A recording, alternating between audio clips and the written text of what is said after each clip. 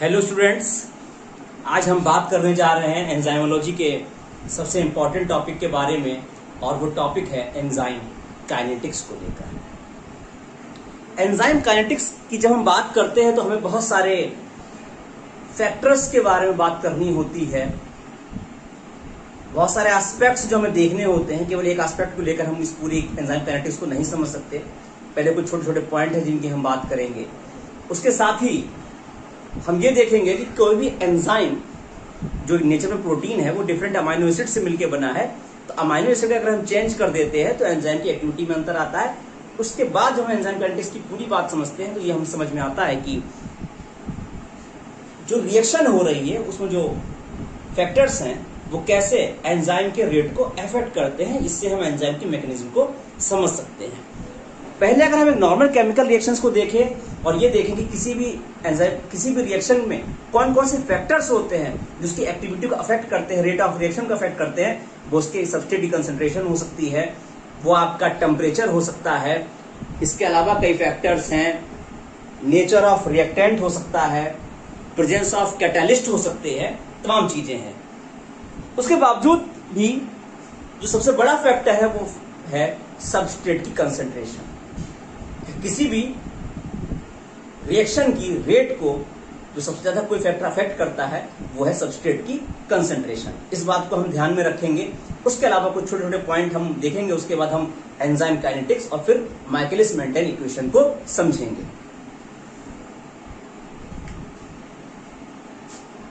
पहला पॉइंट कि rate of reaction को सबसे ज्यादा अफेक्ट कर कोई चीज करती है तो वो है कंसंट्रेशन ऑफ रिएक्टेंट। इस पर हम डिटेल में बात करेंगे अभी। फिर हमें ये चीज ध्यान रखनी होगी कि किसी भी एंजाइमेटिक कैटालाइज रिएक्शन में जो सबस्ट्रेट की कंसंट्रेशन होती है वो बहुत ज्यादा होती है। There is manifold high than the concentration of enzyme itself. उसके बाद हमें ये समझना होगा कि स्टेडी स्टेट एजम्पशन क्या है।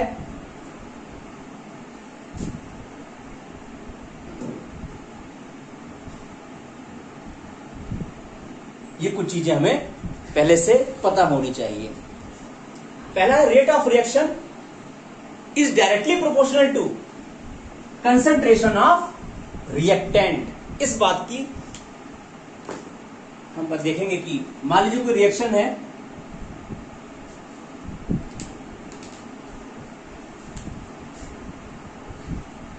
A plus B is equal to C. तो हमें पता होना चाहिए कि यहां जो रेट है रिएक्शन का वो डायरेक्टली प्रोपोर्शनल होगा कंसेंट्रेशन ऑफ ए और बी। लेकिन इसके साथ ही हमें वहां यह भी देखना होगा कि वो किस ऑर्डर की रिएक्शन है। अगर दोनों सबस्ट्रेट पर कंसेंट्रेशन पर रिएक्शन डिपेंड कर रहा रेट है तो इनकी पावर पी क्यू जो है वो ऑर्डर ऑफ रिएक्शन होती है। तो इस बेसिस पर जब हम काइनेटिक्स को समझते हैं तो आखिर में हम ये कॉन्सेप्ट निकालते हैं कि किसी भी रिएक्शन का रेट जो है वो are equal to minus delta A upon delta T.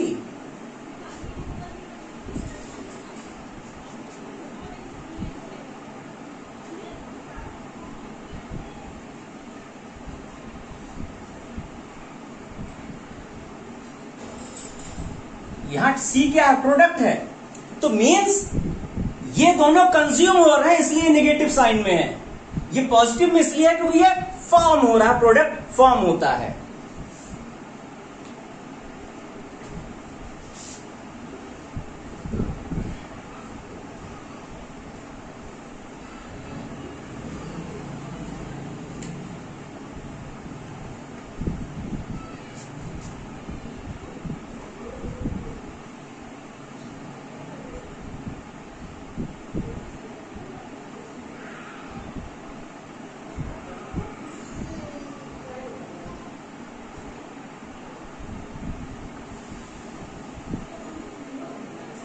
Of reaction equal to rate constant multiplied by concentration of reactant power n। n क्या है? Order of reaction. इस बात को हम ध्यान रखेंगे अपने कॉन्सेप्ट में। और k क्या यहां है? रेट कांस्टेंट है।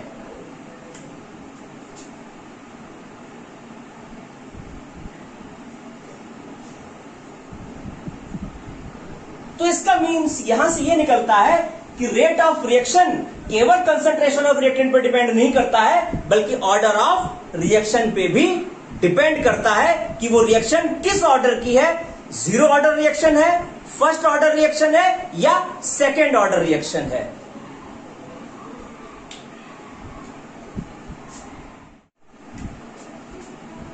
Concentration of substrate always more greater than the concentration of enzyme. तो जो एंजाइम कैटालाइज्ड रिएक्शन है उसमें एंजाइम कंसंट्रेशन तो उतनी ही रहती हमेशा है। जैसे मान लीजिए ये एक एंजाइम है और ये इसकी एक्टिव साइट्स हैं।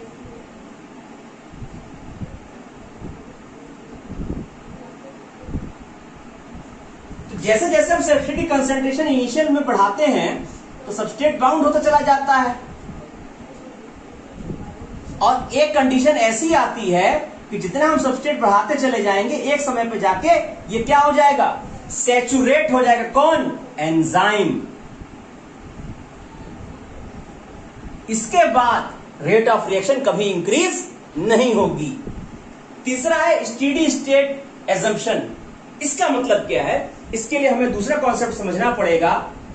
वो कॉन्सेप्ट ये है, एंजाइम कैटालाइज्ड रिएक्शन को अगर हम देखें E plus S, this is reversal reaction, formation of ES, then it changes into enzyme plus product. The formation of ES first increases, जैसे जैसे सबस्ट्रेट एंजाइम से रिएक्ट करता है ES कॉम्प्लेक्स बनना शुरू होता है, और एक समय ऐसा आता है जब इसके अमाउंट कंसंट्रेशन इक्वल रहती है।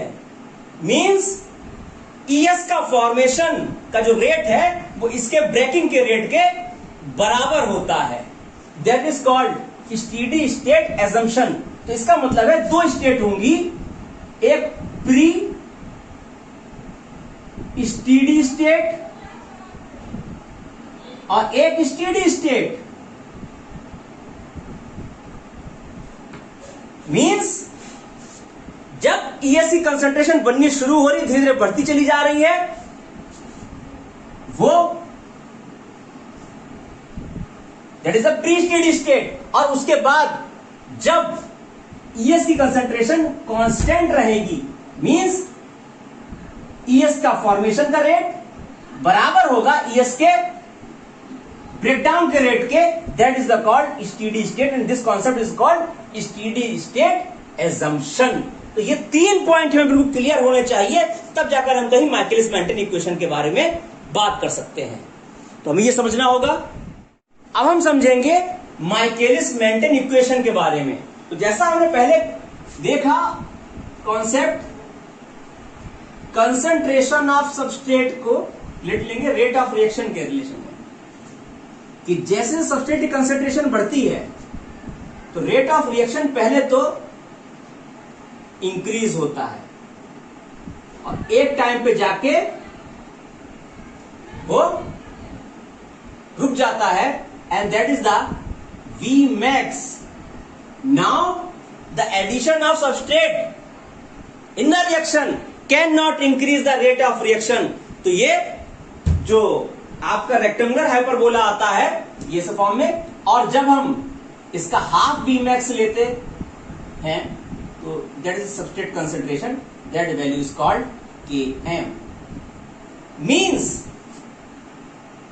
Km is concentration of substrate when V is equal to half Vmax. ये कॉन्सेप्ट बहुत याद रखना हमें है। तो अब हम सबसे पहले देखेंगे कि कैसे डिराइव होती है माइकेलिस मेंटेन इक्वेशन। इसको साथ लिखते चलिएगा।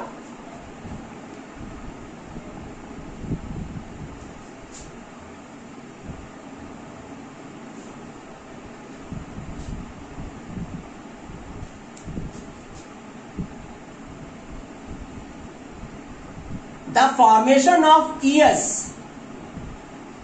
is a reversible reaction and the rate constant are K1 and K3. This is the fast reaction, but the formation of product from the breakage of ES complex is a slow reaction and rate limiting step, and the rate constant is K2.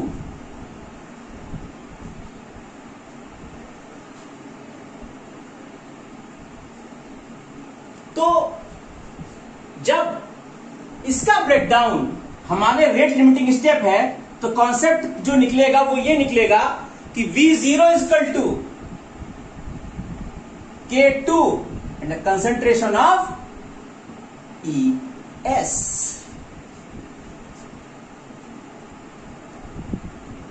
Now we will see the equation for the rate of ES formation and the rate of ES breakdown.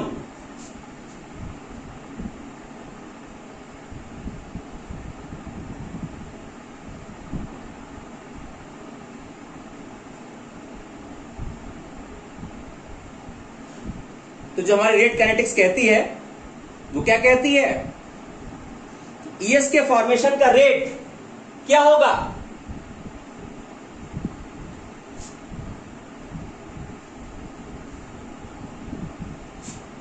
This will depend upon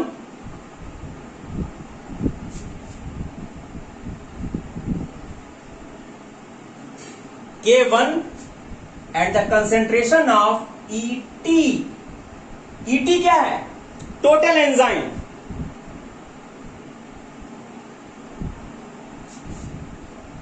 minus ES multiplied by concentration of substrate।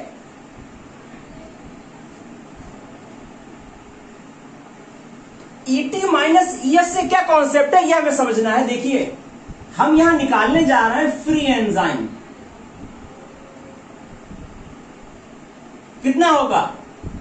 Total enzyme में से वो enzyme जो कि S complex बना चुका है वो अगर हम माइनस कर दें तो जो फ्री एंजाइम है वो हमारा निकल आता है। फिर रेट ऑफ ES ब्रेकडाउन। अब आप देखिए दोनों डायरेक्शन में ब्रेकडाउन हो रहा है, इसलिए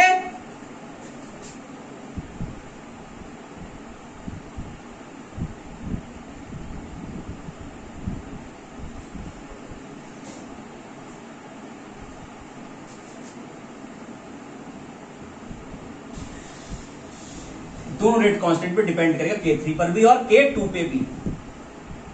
तो अब हम फॉलो करेंगे स्टेडी स्टेट एजम्पशन जो क्या कहता है? Rate of ES formation is equal to rate of ES breakdown. ये दोनों इक्वेशन हम इक्वल कर देंगे।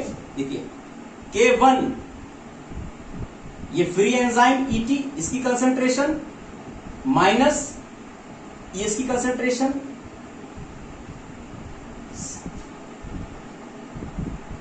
now it is equal to K3 ES plus K2 ES। जल्दी से लिख लीजिए, मैं बोर्ड से हट जाता हूं।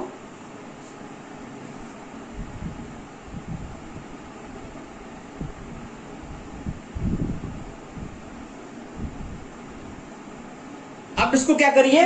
इसको सॉल्व करिए। पहले इसको मल्टीप्लाई कर लीजिए अंदर के लिए। क्या आएगा? K1 या S भी मल्टीप्लाई होगा, दोनों मल्टीप्लाई होंगे तो ET मल्टीप्लाई बाई S। ये एक पॉइंट आया, इसको माइनस करिए, इन दोनों को, ये यहां से मल्टीप्लाई, ये यहां से मल्टीप्लाई, माइनस K1 ES और S। ऐसे ही यहां ES को कॉमन ले लीजिए तो क्या आएगा, K3 प्लस K2 कॉम, ये आ गया और ये ES आ गया। अब इस इक्वेशन को आप सॉल्व करेंगे किसके लिए, ES के लिए। तो ES के लिए सॉल्व करने से पहले आप एक काम करिए कि दोनों तरफ ऐड कर दीजिए K1 ES S।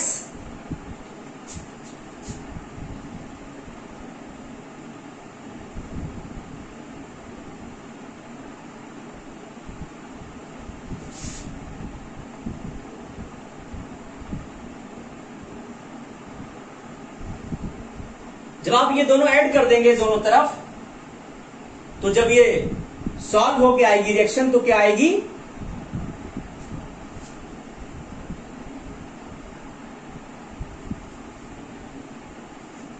इधर से चला गया तो क्या बचा यहां, K1 ET S is equal to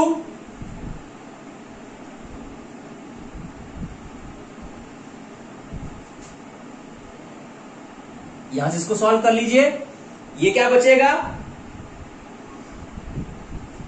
bracket में K1 S plus K3 plus K2 और multiply by ES। Now ES is equal to, जब ES के लिए सॉल्व करोगे ये रिएक्शन तो क्या होगा, ये जो पूरा पोर्शन मल्टीप्लिकेशन में है ये नीचे आ जाएगा, तो प्लस कर दिया।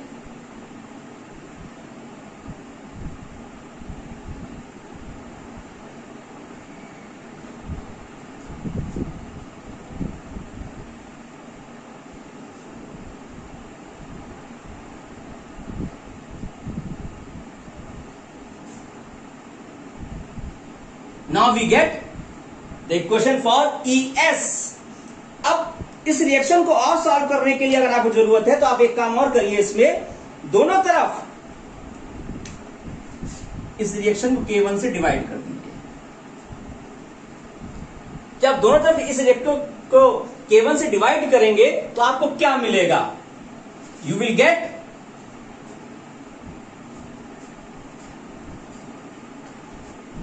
अब यहां से देखते चलिएगा,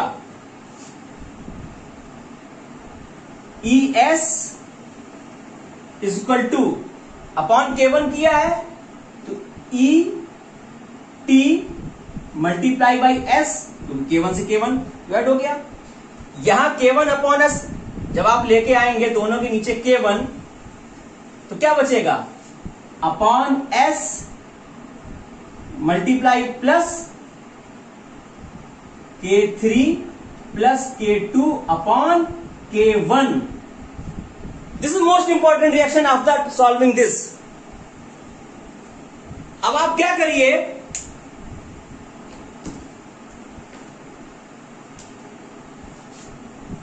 K3 plus K2 plus K1, this equation is called Km and this is Michaelis Menten constant for this reaction and you will get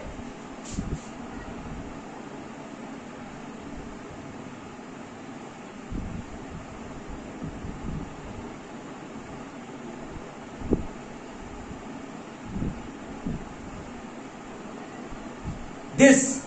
Now place this value of ES in this reaction and you will get V0 is equal to K2 multiplied by ET concentration S plus Km।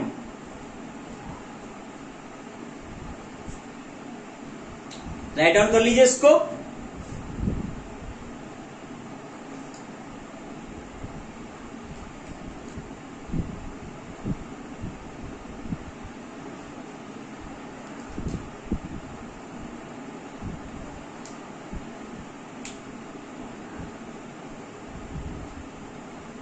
अब हम समझेंगे K2ET क्या है। जब saturation हो चुका है total enzyme का, मींस ये वैल्यू डिनोट कर रही है आपके Vmax को। तो आपकी इक्वेशन क्या आएगी? V0 equal to Vmax S upon Km plus S। Now this is Michaelis Menten equation जो हम प्रूव करके चल रहे थे।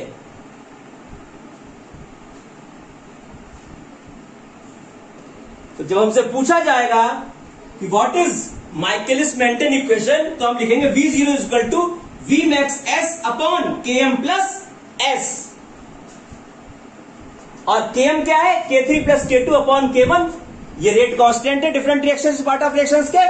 इसके बेसिस पे आप पूरी इक्वेशन का डेरिवेशन कर सकते हैं। तो आज हम जो बात कर रहे थे वो केवल बात कर रहे थे डेरिवेशन की, कि हमें ये सॉल्व करनी है। अगर आपको 1 मार्क में पूछा जाता है कि what is Michaelis Menten equation, आपको केवल ये इक्वेशन लिखनी है। व्हाट इज Km ये भी आप बताएंगे, और साथ में ये भी बताएंगे कि क्या है Km is concentration of substrate. Km कुछ नहीं है, Km सबस्ट्रेट की कंसंट्रेशन उस समय की है जब rate of reaction half Vmax के बराबर है। अब जब आपको इसकी प्रैक्टिकल एस्पेक्ट समझनी है तो आपको इसको डिराइव करना पड़ेगा लाइनवीवर बर्क प्लॉट पे। वो आपको इसकी प्रैक्टिकल एस्पेक्ट पे लेके जाएगा। तो आज मैंने कोशिश की है कि आपको डेरिवेशन समझा सकूं। वो जो एस्पेक्ट हैं जो आपको टिपिकल लगते हैं माइकेलिस मेंटेन इक्वेशन को सॉल्व करते टाइम, मैंने पूरी बात की है।